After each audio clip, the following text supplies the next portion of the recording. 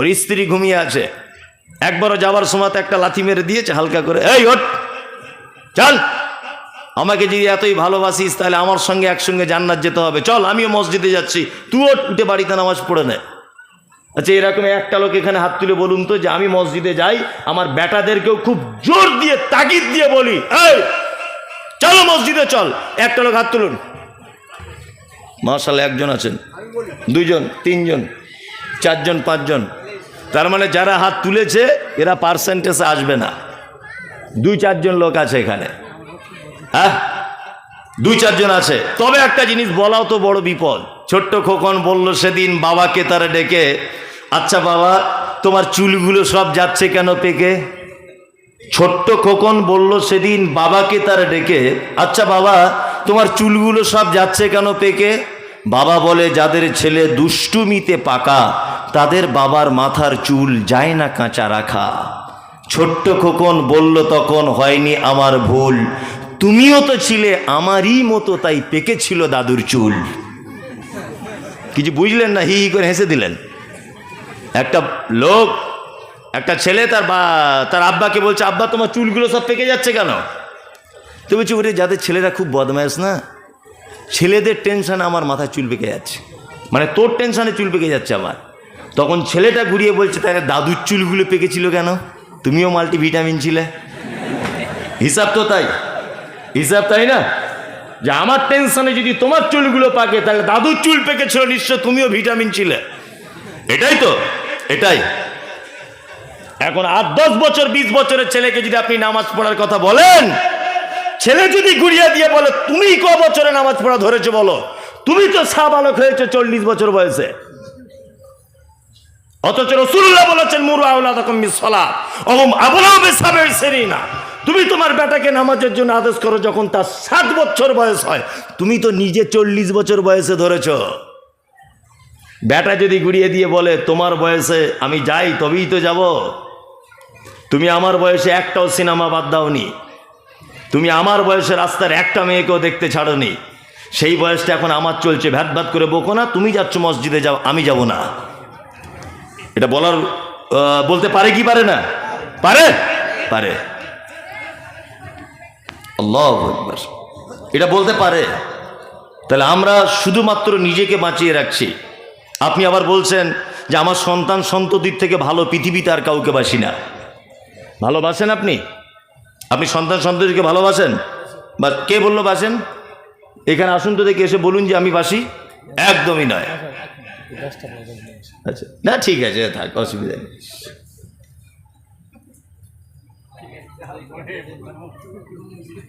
থাক থাক, ওটা মিস্টেক হয়েছে, ওটা কিছু না। যাই হোক, আপনি আপনার পরিবারকে কতটা ভালোবাসেন একটু আপনাকে চেক করে দেখা যাক।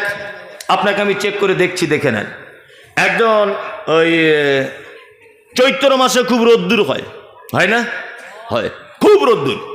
আপনার একটা বাচ্চা আছে 2.5 বছর বয়স, তা 2.5 বছর বয়স যদি ওই বাচ্চাটাকে আমি যদি আপনার টিনের চালের উপরে দুপুরে 1-2টোর সময় যদি ধরে ছুঁড়ে তুলে দিই, আর আপনার বাচ্চাটা যদি ওই টিনের তাপের কারণে ছটফট ছটফট আব্বু আব্বু আব্বু বাঁচাও বাঁচাও বাঁচাও এরকম যদি করে, আপনি সহ্য করতে পারবেন? পারবেন? পারবেন না।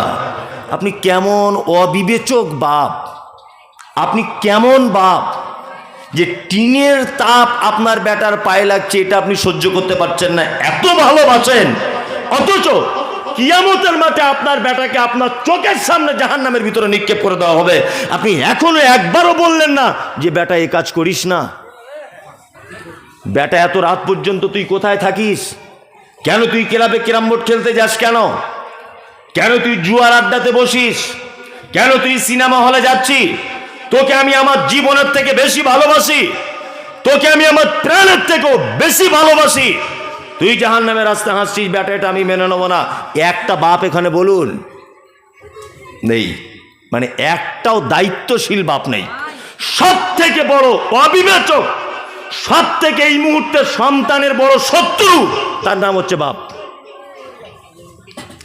এই মুহূর্তে আপনি ইসলামিক দৃষ্টিকোণ থেকে যদি দেখেন, একটা সন্তানের সব থেকে বড় শত্রু তার আব্বা, তার মা, সব থেকে বড় শত্রু।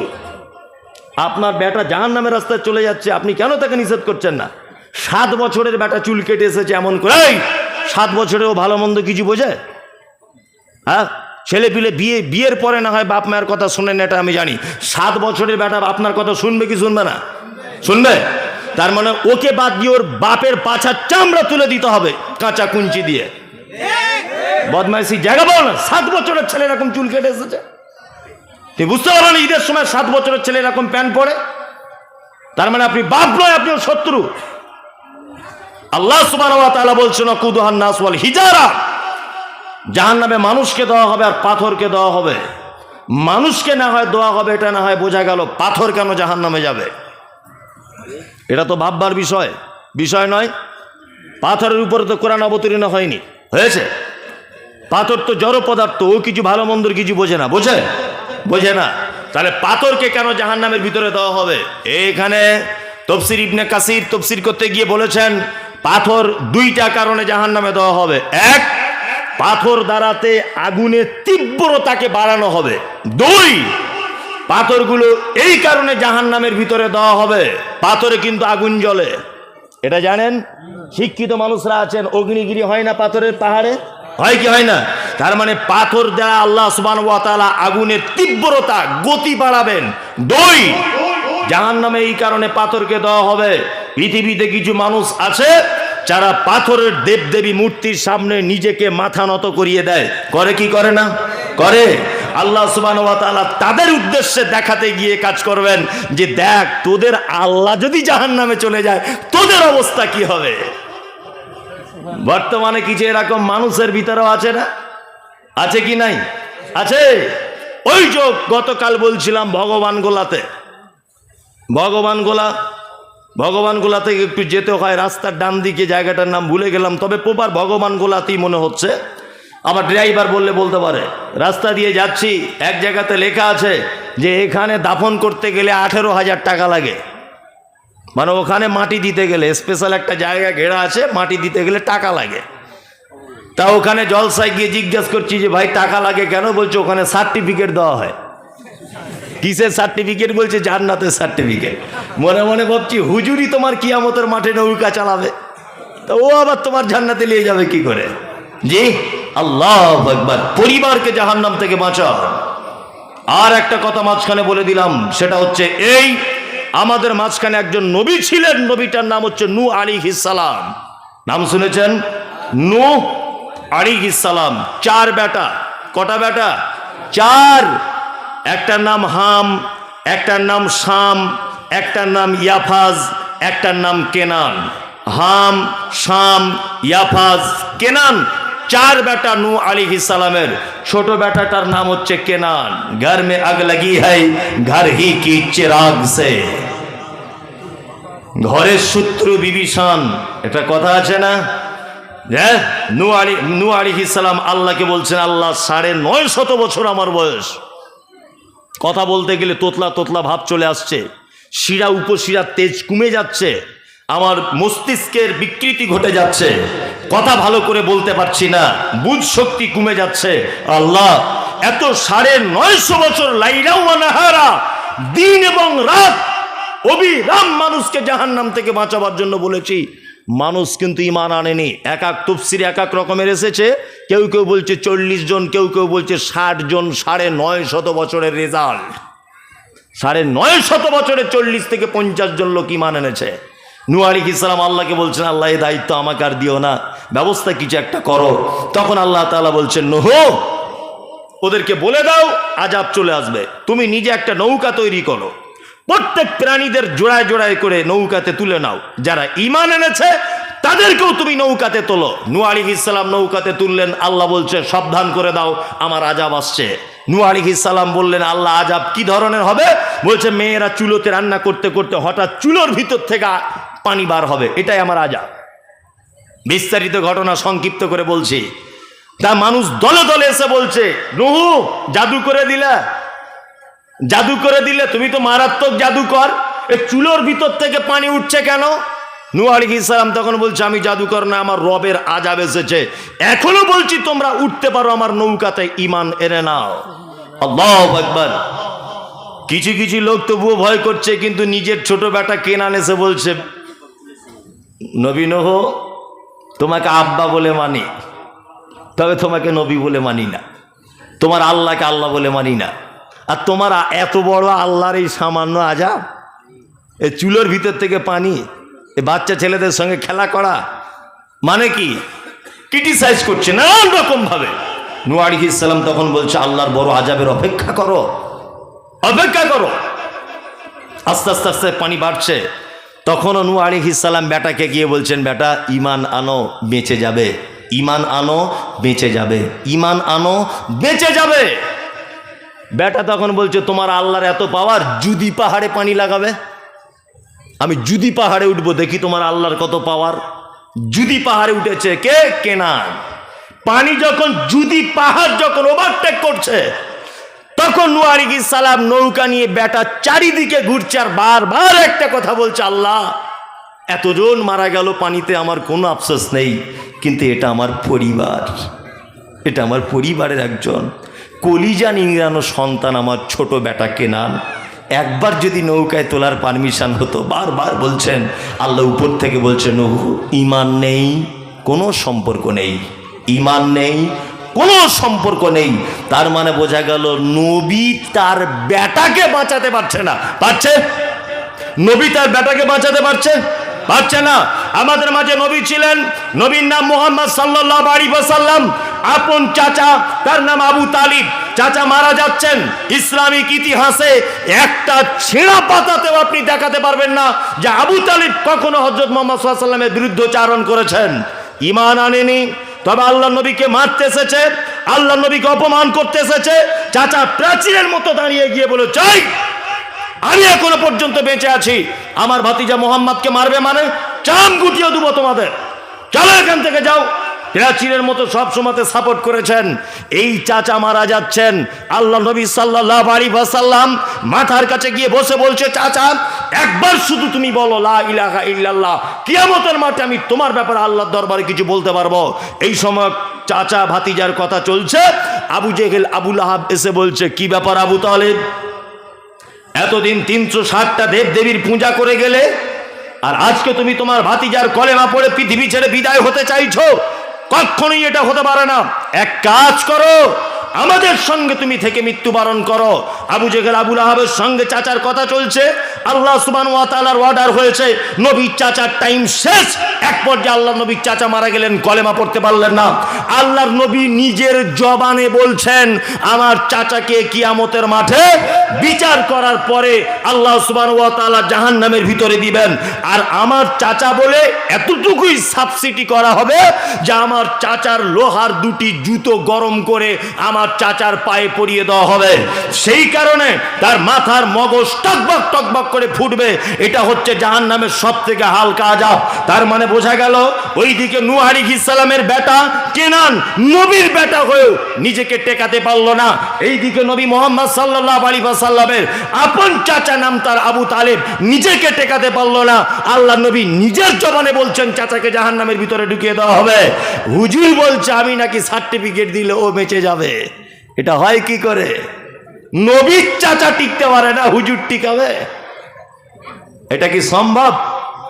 আমার গ্রামের পাশে ইফতার পার্টি হয়েছে, কোন একটা পীর সাহেব গেছেন, আল্লাহর কসম এটা ইউটিউবে সার্চ করলে আপনি দেখতে পাবেন, মনে হয় 27 রমজান সম্ভবত হুজুর এসেছে। হুজুর এসে বক্তব্য রাখছে ইফতারের আগে। ইফতারের আগে বক্তব্য রাখতে রাখতে বলছেন, আমাদের এই ইফতার পার্টিতে যারা যারা, হুজুর এখন রাজনীতিতে নেমেছে, কোন হুজুর নাম বলবো না, আপনি বুঝে নেন, নাম বললে অসুবিধা আছে। হুজুর বলছে যে আমার দেওয়া ইফতার যারা আজকে খাবে, নিশ্চয়ই 100% আমার সাথে তারা জান্নাতের ভিতরে থাকবে। আমার ওখানে গ্রামের মানুষ ছিল অনেক, আমিও সাইড থেকে দাঁড়িয়ে দাঁড়িয়ে দৃশ্যটা সব দেখেছি যে ঘটনা কি হয়। ইফতারের আগ মুহূর্ত পর্যন্ত হুজুরের বক্তব্য শুনেছি, হুজুর কি বলতে চায়। ওখানে আমি যা সমীক্ষা করলাম নিজে দেখে, আমার এলাকার মানুষ বুঝতে পারলাম যে ওখানে 5000 যদি ইফতার পার্টিতে লোক ছিল, তাহলে মনে হয় 3500 লোক কেউ রোজা রাখেনি, পার্টির কারণে খাবার লোভে ওখানে গেছে। 3500 লোকের উপায় কি হবে হুজুর? লাস্টে দেখছি একটা 52 হাত পাকড়ি ছুঁড়ে দিয়েছে, দিয়ে বলছে এই পাকড়িতে সবাই টাচ করে করে যাবেন, কিয়ামতের মাঠে এই পাকড়ি আমি আপনি সবাই একসাথে জান্নাতের ভিতরে থাকবো। মনে মনে হচ্ছে যে ওর বাপের ঠিকাদারি করা আছে জান্নাতটা। কি আশ্চর্য ব্যাপার! নবী তার চাচাকে বাঁচাতে পারে না, আর কোথায় 10 নম্বর 8 নম্বর 9 নম্বর কোয়ালিটির হুজুর এ বলছে পাবলিককে সব বাঁচিয়ে দিবে। আশ্চর্য ব্যাপার। বাঁচানো যায়? যায়? কে বাঁচাতে পারে? কে? আল্লাহ। আল্লাহ আল্লাহ, বিকল্প কোনো পথঘাট নেই বাঁচার, কোনো রাস্তা নেই। আমি আপনাকে কয়েকটা কথা বলে দিয়ে বক্তব্য শেষ করে দেব। এক, উপদেশ, আপনার পরিবারকে আপনি কিভাবে জাহান্নাম থেকে বাঁচাবেন আর কি দিয়ে বাঁচাবেন এটা জানার দরকার আছে না নেই? আছে। একটা একটা করে জানুন। আমি এই সুর করে করে বলছি না তো, ঠিক আছে তো? অসুবিধা নেই তো? অসুবিধা নেই। তা আমাদের মাঝে একটা লোক ছিলেন, লোকটার নাম হচ্ছে লোকমান হাকিম। নাম শুনেছে? নবী ছিলেন না, রসুলও ছিলেন না। কে ছিলেন? শিক্ষিত মানুষ, জ্ঞানী মানুষ, তাই না? তার মানে শিক্ষিত মানুষদের সম্মান আছেই। সারা পৃথিবীর সূচনা থেকে শিক্ষিত মানুষদের সম্মান আছে। আছে না নেই? আছে। আমাদের কাছে আছে? আছে? হ্যাঁ আছে। এই তো বলছেন আছে। পরীক্ষা করে দেখবো আছে কি না। আমি মমতাজুল ইসলাম, আমি মানে আপনার কি বলবো, এই রঘুনাথগঞ্জ থানা সব থেকে বড় শিক্ষিত ধরে নেন, ধরে নেন। তা আমি এবারে ওই সিপিএম থেকে ভোটে দাঁড়াবো, পঞ্চায়েত ভোটে। আর এই এই যে মানুষটি আছেন আমি চিনি না, একটু বোঝানোর জন্য জাস্ট। তা ইনি লেখাপড়া কিছু জানেন না, সাধারণ লোক। উনি দাঁড়াচ্ছেন এবার তৃণমূল থেকে। আমি কিন্তু খুব শিক্ষিত লোক। আচ্ছা বলুন তো, জেতার সম্ভাবনা কার আছে? হ্যাঁ, টিএমসির। টিএমসির, তাই না? অথচ পার্লামেন্টে যখন বিভিন্ন ব্যাপারে বিল পাস করা হয়, আমাদের বিপক্ষে যখন কোনো আইন তৈরি করা হয়, তখন কিন্তু আমরা রাস্তাতে পথ অবরোধ করে বসে থাকি, খাই কি না? কেন এটা করা হলো, কেন এটা হবে, ঈদের দিনে কেন পরীক্ষা, ঈদের দিনে কেন অমুক, এই এটা কেন হবে, ওটা কেন হবে, করি কি করি না? চিল্লামিল্লি করি কি করি না? করি। আসলে দোষ তো সরকারের নয়, পার্লামেন্টেরও নয়, দোষ আপনার। আপনি অশিক্ষিত লোককে ভোট দিয়ে ওই জায়গায় পাঠিয়েছেন, তার থেকে ভালো কি আশা করতে পারেন? হ্যাঁ, আপনি তো নিম্ন কোয়ালিটির মানুষকে পার্লামেন্টে পাঠিয়েছেন, তার থেকে ভালো কি আশা করতে পারেন? আশা করতে পারেন? একদম পারেন না। তা দোষ তাদের নয়, দোষ আপনার। ভোটটা তোমার সময় একবার দেখতে হবে না যে যদু মধু রাম শাম কাকে দিচ্ছে আমি? শিক্ষিত মানুষদের মর্যাদা আমাদের কাছে নেই, অথচ আমি বিশাল শিক্ষিত মানুষ, আমাকে কেউ দেবে না। অথচ শিক্ষিত মানুষদের সম্মান দিয়েছেন কে? আল্লাহ। পৃথিবীর সূচনা থেকেই শিক্ষিত মানুষদের, জ্ঞানী মানুষদের সম্মান আছে।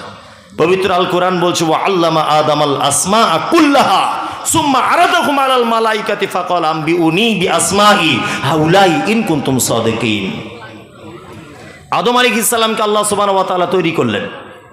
তৈরি করার পরে পৃথিবীর প্রতিটা বস্তুর নাম জানিয়ে দিলেন, প্রতিটা জিনিসের নাম জানিয়ে দিলেন। এরপরে আল্লাহ সুবহানাহু ওয়া তাআলা ফেরেশতাদেরকে ডেকে বলছেন, আর আদমকেও ডাকলেন। ফেরেশতার আদমকে ডেকে এবার আল্লাহ ফেরেশতাদেরকে বলছে, তোমরা এই জিনিসের নামগুলো বলতে পারবে? তখন বলছে, না আল্লাহ বলতে পারবো না, আপনি যতটা শিখিয়েছেন ততটাই বলতে পারবো, বেশি বলতে পারবো না। তখন আল্লাহ তাআলা বলছেন, আদম বলো তো এই জিনিসগুলোর নাম। আদম আলাইহিস সালাম সব নাম বলে দিলেন। তখন আল্লাহ তাআলা অর্ডার করছেন ফেরেশতাদেরকে যে তোমরা একে সেজদা করো। আদমকে সেজদা করেছিল কি করেনি? করে। একজন করেনি, মিস্টার ইবলিস, তাই না? একজন করেনি, বাকি সবাই করেছিল। আচ্ছা বলুন তো সেজদা কেন করলেন? আদম জ্ঞানী বেশি তাই, তাই না? আদম বেশি জানে তাই। তার মানে বোঝা গেল পৃথিবীর সূচনা থেকে জ্ঞানী মানুষদের সম্মান আছে। আছে না নেই? আছে। তবে এটা আবার কোন জ্ঞানী সেটাও জানার ব্যাপার আছে। এটা একটু ভেঙে বলে দিই নাকি? কোন জ্ঞানী এটা আবার জানার ব্যাপার আছে না নেই? সমাজে একটা মারাত্মক ভাইরাস চলছে, যদি এ কথা আমার মুখে মানায় না, কারণ আমি অল্প শিক্ষিত মানুষ তো। তবে শিক্ষিত আমি অল্প হতে পারি, তবে ভাববেন না যে একেবারে জানি না, এটাও ভাববেন না আপনি। হয়তো বেশি জানি না, তবে একেবারে কমও নয় যে অচল। শিক্ষিত কাকে বলে সেটা আগে দেখতে হবে। আল্লাহর কাছে শিক্ষিত কে, আল্লাহ কাকে শিক্ষিতর সার্টিফিকেট দিচ্ছেন সেটা আগে দেখতে হবে।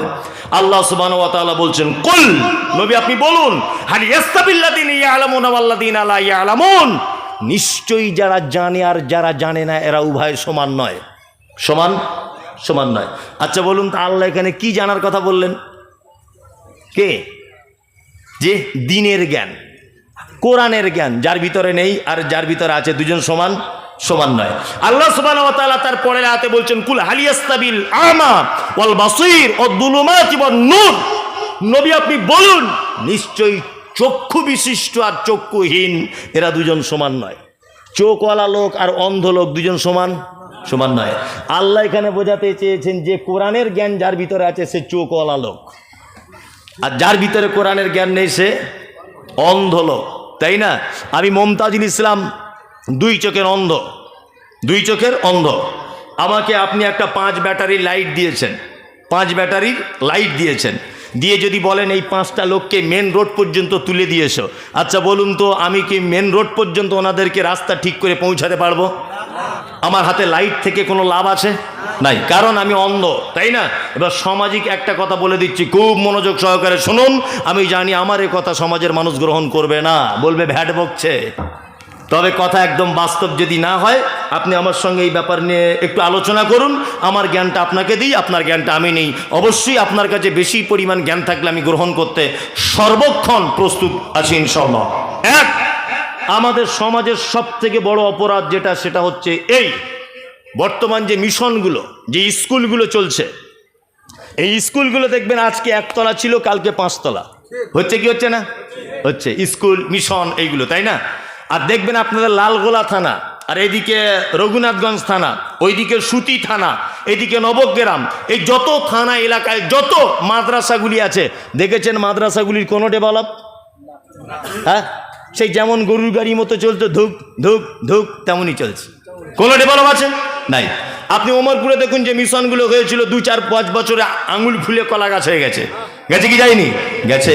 আসলে মিশনগুলো যারা পরিচালনা করেন এনারা ওই লাইনেরই শিক্ষিত মানুষ, পরিচালনা কিভাবে করতে হবে ওনারা ভালো জানেন, এই কারণে এত ডেভেলপ।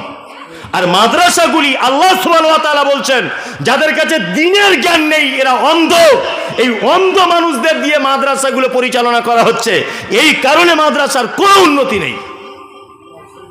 একটা মাদ্রাসা আপনি দেখতে পাবেন না যে বড় কোন আলেমকে মাদ্রাসার সভাপতি করে দেওয়া হয়েছে, খুঁজে পাবেন না। কোরআনের ভাষাতে যারা অন্ধ মানুষ এদেরকে দেওয়া হয়েছে মাদ্রাসার দায়িত্ব। এ হাদিস কোরআনের কি বুঝবে? কি বলছি বুঝতে পারছেন না? আল্লাহ, কোন দিনের জ্ঞান নেই, এই সমস্ত মানুষদের মাদ্রাসার দায়িত্ব দিয়ে দেওয়া হচ্ছে।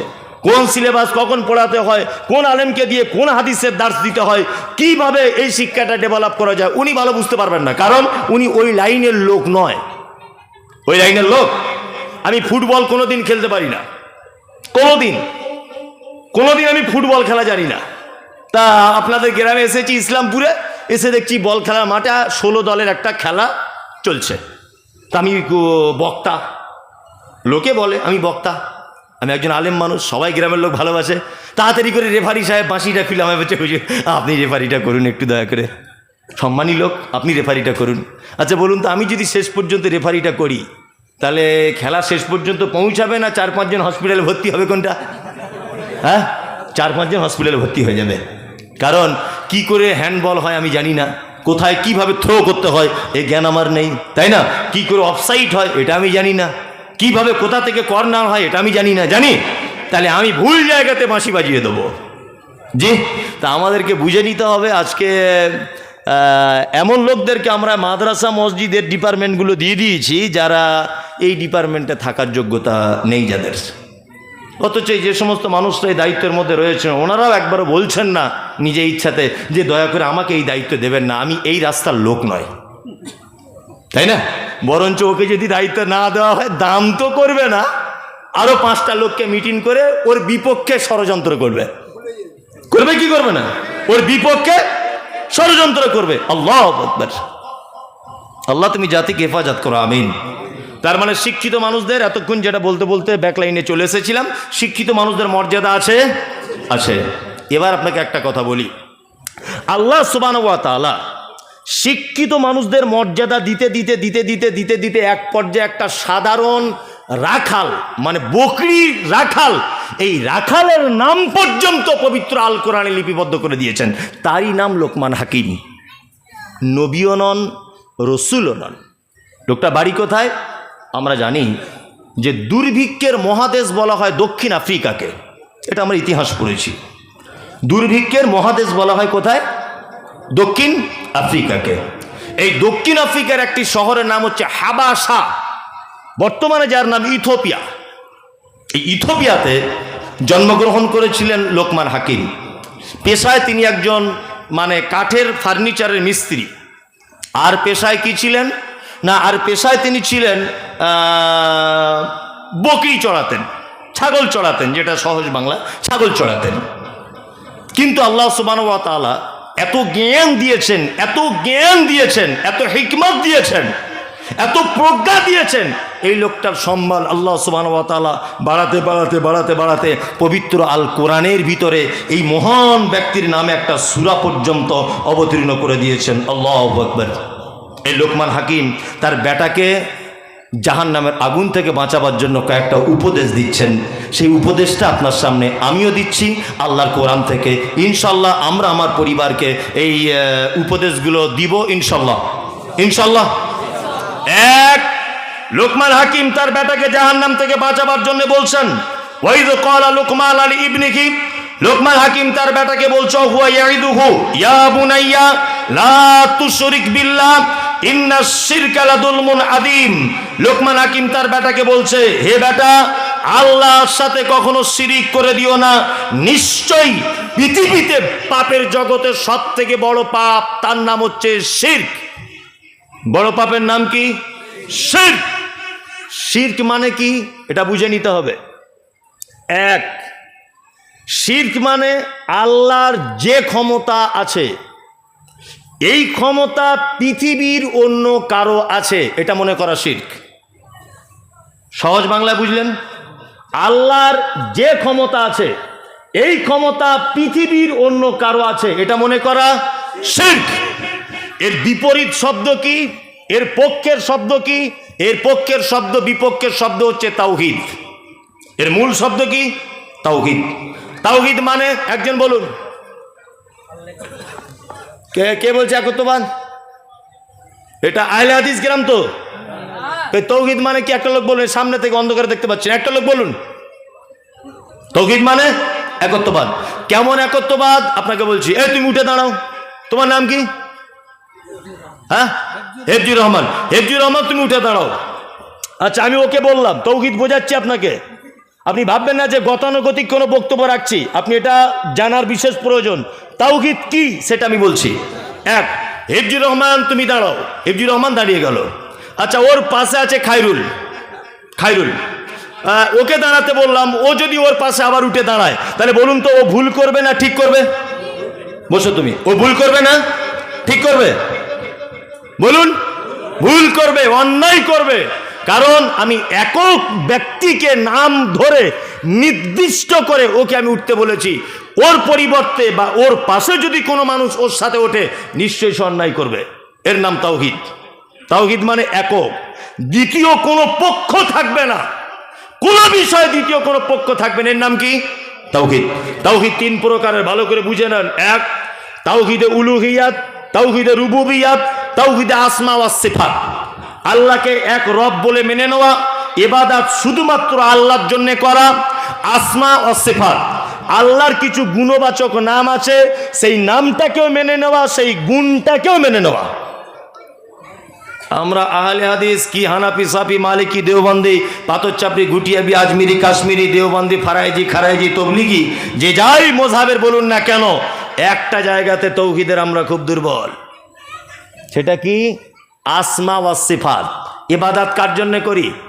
কথা বলুন। আল্লাহকে এক রব বলে মানি, মানি কি মানি না? মানি। কিন্তু আল্লাহ যে 99টা নামের কথা বলছে, তার গুণ, এতে আমাদের খুব দুর্বলতা আছে। আছে না নেই? আছে। তার প্রমাণ আপনাকে একটা দুটো করি। আল্লাহ তাআলার একটা নাম হচ্ছে ইয়া রাজ্জাক। 99টা নামের ভিতরে আছে ইয়া রাজ্জাক। মানে আল্লাহ তুমি হে রুজির মালিক। রুজির মালিক কে? আল্লাহ, তাই না? রুজির মালিক তাহলে আল্লাহ। এটা মুখে স্বীকৃতি দিই, অন্তরে বিশ্বাস করি? কখনোই করি না। কে বললো অন্তরে বিশ্বাস করি? এই যে দোকানদার সকালবেলা দোকান খুলেছে, তা 5 টাকার মুড়ি নিতে গেছি ধারে, তার দোকানদার তখন বলছে তোমার কি বুদ্ধি শুদ্ধি বলে কিছু নেই, একটা আলেম মানুষ বুঝো না? আরে এখনো বউনি হয়নি, সকালবেলা ধারে মাল দিতে আছে। কেন ধারে মাল দিতে গেলে তোমার ক্ষতি কোথায়? মানে ওর এটা ইমান, ওর এটা বিশ্বাস যে ধারে মাল দিলে হয়তো বেচাকেনা কম হয়। কি বলছি বুঝতে পারছেন না? আমি একটা কথা মাঝে সাঝে বলি, অনেক জায়গাতে বলেছি, আজকের সুন্দর পরিবেশ বলে কথাটা আবার বলি, একাধিকবার বলেছি। আল্লাহু আকবার। রুজির মালিক কে কেমন? হাসির ছলে কথাটা বলি। একটা লোক বাস কিনেছে, বাস কিনে লোকটা পীর সাহেবের কাছে গেছে, যে বলছে পীর সাহেব আমাকে একটা তাবিজ দিয়েন। তা পীর সাহেব তখন বলছে লকডাউনের কারণে তাবিজের দাম তো বেড়েছে হালকা একটু, এখন 10,000 হয়ে গেছে 7,000-এর থেকে। তা ও তখন মনে মনে ভাবছে যে 10 লাখ টাকার বাস কিনলাম আর 10,000-এর তাবিজ কিনতে পারবো না। তা বলছে পীর সাহেব তাবিজের কাজ কি হবে? তা বলছে কাজ মানে তাবিজ নিয়ে যাবে, তোমার ড্রাইভার যেখানে বসে বাসটা চালাবে ওর পাছার তলাতে তাবিজটা লাগিয়ে দিবে লাল সুতো দিয়ে, আর দেখতে পাবে রোডে যখন তোমার বাস চলবে, অন্যান্য সব বাস ফাঁকা চলবে, তোমার বাসে দেখবে প্যাসেঞ্জার বাদুরের মতো ঝুলছে। আর এ তখন বলছে সাংঘাতিক ব্যাপার, 10,000-এর জায়গায় 12,000 মাল মেরে দিয়েছে। সব প্যাসেঞ্জার যখন এর বাসে উঠবে দেখছে 10 দিনে টাকা উঠে যাবে, দিয়েই দিই, সারা জীবনের ব্যাপার। আচ্ছা, কত বড় বোকা আর কত বড় চিটিংবাজ! তাবিজে যদি সব প্যাসেঞ্জার যদি এর বাসে চলে আসে, তা হুজুর ব্যাংকের ম্যানেজারকে তাবিজ করে সব টাকা ওর কাছে আনতে পারে না, ও হারাম করে তাবিজ বেচে খায় কেন? হ্যাঁ, ও হারাম করে তাবিজ বেচে খায় কেন? হ্যাঁ, দোকানে বেচা কেনা হয় না, মসজিদের ইমাম সাহেবকে গিয়ে বলছে আপনাকে একটা কথা বলো তো। কি বলো? যে তাবিজ দেন না। বলছে হ্যাঁ দেবো, পাল্লার তলাতে আঠা দিয়ে চিটিয়ে দেবে। যে কি হবে? সব কাস্টমার তোমার দোকানে, পল্টু মন্টু শেফালি মুখার্জি ব্যানার্জি সব দোকান সব মাছি ওড়াবে, তুমি মাল মেপে উঠতে পারবে না। তো ইমাম সাহেবের তাবিজে যদি সব কাস্টমার তোমার দোকানে আসে, তো আজকে 37 বছর চাকরি করছে, ওর বেতন 3800 টাকা, ও সভাপতিকে তাবিজ করে একটু বেতন বাড়াতে পারে না কেন? হ্যাঁ, ও নিজের বেতনটা একটু বাড়িয়ে নিতে পারে, পারে কি পারে না? পারে। তার মানে বুঝে নিতে হবে সব শির, সব ভণ্ডামি। রুজির মালিক কে? আল্লাহ। কে দিতে পারে রুজি? আল্লাহ, আল্লাহ, আল্লাহ। আমরা আসমা ও সিফাতের ব্যাপারে একটুখানি দুর্বল আছি। কি আহলে হাদিস, হানাফি, শাফি, মালিকি, হাম্বলি, দেওবন্দি, জামাত ইসলামী, যে মাযহাবের যে মাসলাকের হোক না কেন, তাওহীদের এই ব্যাপারটা আমাদের খুব দুর্বলতা। আসমা ও সিফাত, আল্লাহর নাম রাজ্জাক, এটা আমরা মানি, কিন্তু তিনি যে রুজি দিতে পারেন এটা আমাদের বিশ্বাস নেই। আছে নাই? আমাদের বিশ্বাসের জায়গা খুব দুর্বল। তাহলে তাওহীদ বুঝে গেলাম, এবার শিরক আপনাকে বোঝাই। শিরক 2 প্রকারের। কয় প্রকারের? 2 প্রকার। এক হচ্ছে বড় শিরক, যাকে বলে শিরকে আকবার, আর একটা শিরকে আসগার, মানে ছোট শিরক, একটা বড় শিরক। বড় শিরক করলে একটা মানুষ ইসলাম থেকে খারিজ হয়ে যাবে, এবং ওই অবস্থায় যদি সে মারা যায় তাহলে সে চিরস্থায়ী জাহান্নামের ভিতরে থাকবে। খুব মনোযোগ দিয়ে শুনুন, বড় শিরককারী সে ইসলাম থেকে বার হয়ে যাবে, এবং ওই পাপের ভিতরে যদি লিপ্ত থাকা অবস্থাতে যদি মারা যায় বিনা তওবাতে, অবশ্যই কোথায় যাবে? জাহান্নাম চলে যাবে। বড় শিরকের আলামত কি? কোন কোন? গায়রুল্লাহর নামে কোনো জিনিস মানত করা, আল্লাহ ছাড়া কারো নামে ইবাদত করা, আল্লাহ ছাড়া কারো মাজারে গিয়ে মাথা নত করা, এইগুলো হচ্ছে বড় ধরনের শিরক। সুবিধা অসুবিধা, বিপদ আপদ, ভালো মন্দ কোনো মানুষের কাছে চাইতে যাওয়া, এগুলো হচ্ছে বড় ধরনের শিরক। এবং ইবাদতের ক্ষেত্রেও আল্লাহর কসম দিয়ে আপনাকে বলছি, আল্লাহর কসম দিয়ে আপনাকে আমি বলছি কথা, এখনো পর্যন্ত আমাদের পশ্চিম বাংলার মাটিতে অনেক মানুষ রয়েছে যারা হুজুরের নামে 2 রাকাত নফল নামাজ পড়ে, এখনো রয়েছে। আমার নিজের রিলেটিভের কথা বলছি, নাম বলবো না, সোশ্যাল মিডিয়াতে চলে গেলে বেচারা শুনলে অসন্তুষ্ট হবে। আমি কোনোদিন তার বাড়িতে যাইনি, সে আমার শ্বশুর। কোন শ্বশুর বলবো না, সে আমার শ্বশুর। কি বললাম বুঝলেন? হঠাৎ করে একদিন বাড়িতে গেলাম, এটা হাসানোর জন্য না, আল্লাহর কসম দিয়ে বলছি, একেবারে সত্য। বাড়িতে একদিন গেলাম, কোনোদিন তো আমি যাওয়ার সুযোগ পাই না, তো একদিন গেলাম। গিয়ে আমাকে একটা ঘরে ঢোকাচ্ছে, তা বলছে, জামাই একটু জুতোটা খুলে ঢুকুন। বলছি কেন, অসুবিধা কোথায়? তো বলছে না, ঘরে আমাদের বর্ধমানের একটা বাবা ছিল, সে বাবা এসে একবার এখানে এই খাটের উপরে বসেছিল, তো ওই সম্মানে আমরা জুতো পরে কেউ এ ঘরে ঢুকি না। ভালো করে বুঝবেন।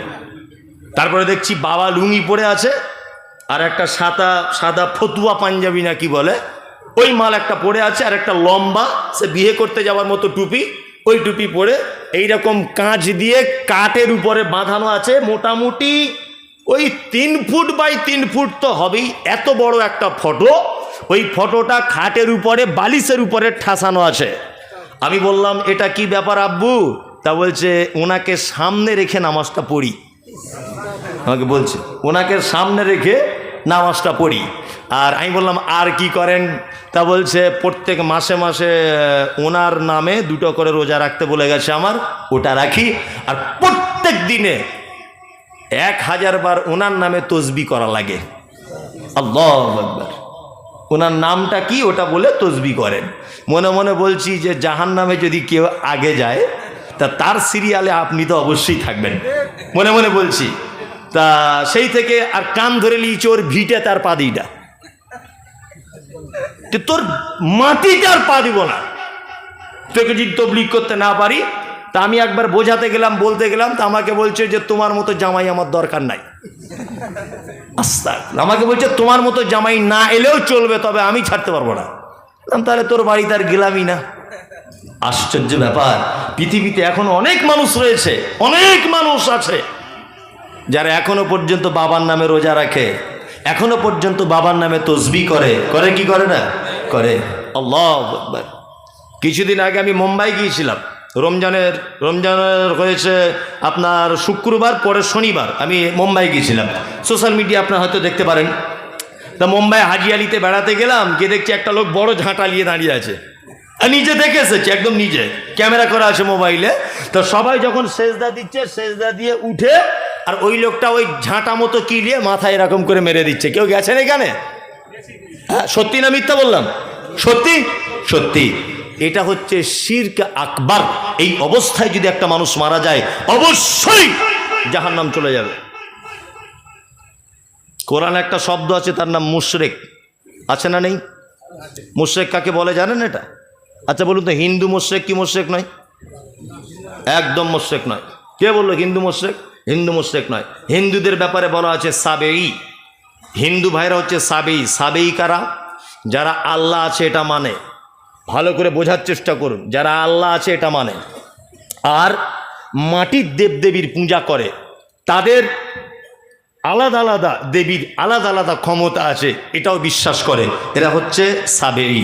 বর্তমান হিন্দু ভাইরা এরা আল্লাহকে মানে, বলে না উপরওয়ালা, কিছু হলে বলে না উপরওয়ালা, তার মানে উপরে একজন আছে, ও জানে। জানে কি জানে না? আবার আলাদা আলাদা ঠাকুরের আলাদা আলাদা পাওয়ার। ওই জন্য দেখবেন যারা লোহা লাকড়ের কাজ টাজ করে, ওরা দেখবেন কিসের পূজা করে? বিশ্বকর্মা। মানে ওরা জানে যে লোহা লক্করের ডিপার্টমেন্টে বিশ্বকর্মা আছে, এটা ওনাদের ধারণা, তাই না? তাই। আর গঙ্গাতে নেমে যখন প্রণাম করে সূর্যের দিকে, ওরা একটা ধারণা করে যে মা গঙ্গা দেবীর সন্তান পৃথিবীতে যত মানুষের আগমন, এই জন্য গঙ্গা দেবীকে প্রণাম করেন ওনারা। যাই হোক, আমি ভিন্ন ধর্মের কথা বলছি না, ওনারা ওনাদের জায়গায় সঠিক, ওনারা ওনাদের জায়গায় ঠিক। আমি কোনো ধর্মকে ছোট করতে চাইছি না। মুশরিক তাহলে কারা? মুশরিক হচ্ছে তারা যারা এক আল্লাহকে মানে, এক আল্লাহর ক্ষমতাকে মানে, অথচ আল্লাহর কাছে ডাইরেক্ট পৌঁছানো যায় না, দেবদেবীর মাধ্যমে পৌঁছাতে হয়, এই আকীদা পোষণ করে, এই বিশ্বাস রাখে, এরা হচ্ছে মুশরিক। যেমন হযরত মুহাম্মদ সাল্লাল্লাহু আলাইহি ওয়াসাল্লামকে আল্লাহ তাআলা বলছেন, নবী আপনি আবু জেহেলকে বলুন কাবার মালিক কে? আবু জেহেল এক বাক্যে বলবে কাবার মালিক আল্লাহ। আপনি জিজ্ঞেস করুন রাত এবং দিনের বিবর্তনের মালিককে, তারা এক চান্সে বলবে আল্লাহ। আপনি বলুন সুস্থতা অসুস্থতার মালিককে, তারা বলবে এক চান্সে আল্লাহ। আপনি জিজ্ঞেস করুন হায়াত মওতের মালিককে, তারা এক বাক্যে বলবে আল্লাহ। তবে সেই যুগের মুশরিকদের এটা ধারণা ছিল আল্লাহ সমস্ত কিছুর ক্ষমতাবান, অবশ্যই তিনি ক্ষমতাবান, অবশ্যই তিনি ক্ষমতাবান। তবে মোহাম্মদ শুনে রেখে দাও, তোমার আল্লাহর কাছে ডাইরেক্ট পৌঁছানো যায় না। 360টা দেবদেবীর পূজা করার মাধ্যমে তোমার আল্লাহর কাছে পৌঁছাতে হয়। বর্তমান বিশ্বে পশ্চিম বাংলাতে, ভারত পাকিস্তান বাংলাদেশের মাটিতে এইরকম কিছু মুসলিমদেরও আকীদা রয়েছে যে আল্লাহর কাছে ডাইরেক্ট পৌঁছানো যায় না, হুজুরের মাধ্যমে আল্লাহর কাছে পৌঁছাতে হয়। ওই জন্য আমি বলি যে মক্কার মুশরিক আর পশ্চিম বাংলার মুশরিকের এতটুকুই ডিফারেন্স। তখনকার দিনের মুশরিকেরা মাটির দেবদেবী, পাথরের দেবদেবী তৈরি করে মাটির উপরে রেখে তাদের মাধ্যমে আল্লাহকে খুঁজে পেতে চাইতো। আর বর্তমানের হুজুর যে মুশরিক, এর বাপকে দাদুকে কবরের ভিতরে ঢুকিয়ে দিয়ে আল্লাহকে তার মাধ্যমে ডাকতে চাইছে। মানে তখনকার দিনের মুশরিক মাটির উপরে রেখে আল্লাহকে ডাকতো, আর এ হুজুর বড় পাঞ্জাবি পরা, সাদা ছাদ পাগড়ি মাথায় দিয়ে, হাতে তসবি নিয়ে, এই মুশরিক আর ওই মুশরিকের ডিফারেন্স এই জায়গাটায়। তারা উপরে দেবদেবী রাখতো, এ দেবদেবী রাখিনি, এ দাদুকে কবরের ভিতরে ঢুকিয়ে তার মাধ্যমে আল্লাহর কাছে পৌঁছানোর চেষ্টা করছে। তার মানে এও মুশরিক ও মুশরিক। কোনো ডিফারেন্স আছে? কোনো ডিফারেন্স আছে? কোনো ডিফারেন্স নেই।